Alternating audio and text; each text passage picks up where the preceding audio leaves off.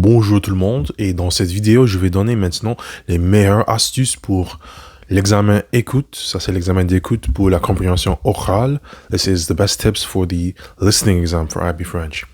And now I have my all new free IB French listening comprehension practice exam. It's on my website, absolutely free. It mimics the structure of IB French listening exam. Check it out. It has text A, B, and C. Perfect practice for the listening exam coming up in May and November this year. Make sure you check it out, make sure you get it, and tell others. I'd say tip number one, daily active listening. This is the number one tip I give all the time for listening comprehension. Listen to French every single day. You'll build vocabulary, you'll build an awareness of pronunciation and sentence structure.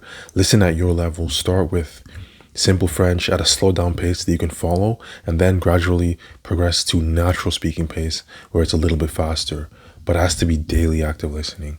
That's the biggest way to build your level consistently. 20 minutes a day is fine. 20 minutes a day. That's easy. You can definitely find time to do that. And you can build to an hour or even more, but at least 20 minutes every single day. Daily active listening. Check out YouTube channels like Easy French, Radio Canada, which is like CBC Radio. Radio Canada has good videos in French. Easy French. Cyprien, Combini. Combini is really good. It's like pop culture blog from France. Combini. Mais les vidéos de Combini sont peut-être un peu difficiles à comprendre. They might be a little bit harder to follow, but you can watch them slow down. But Combini, Cyprien is a French YouTuber, really popular. Easy French. Radio Canada. Those are some good YouTube channels. Watch their videos. They have tons of videos you can choose from. Daily active listening. On the actual listening exam, you have to make sure that you understand adjective agreements. This comes into play in writing as well, but especially for listening.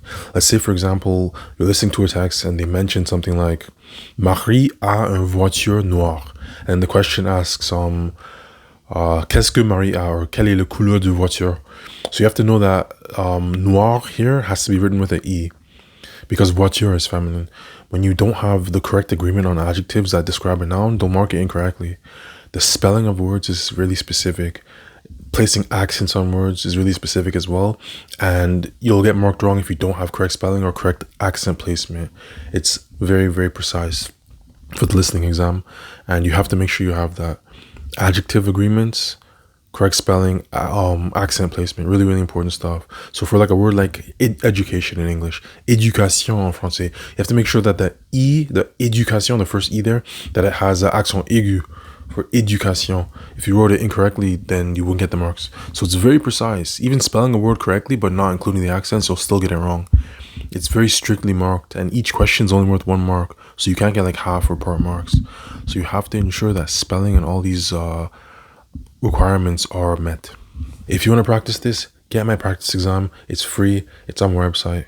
Let's help as many IB students as we can. I know the listening exam can be a little bit challenging because there's not a lot of resources online that exist. So we've made this practice exam that'll help you and prepare you for the real thing. Check it out, nathanstutoring.com. Good work.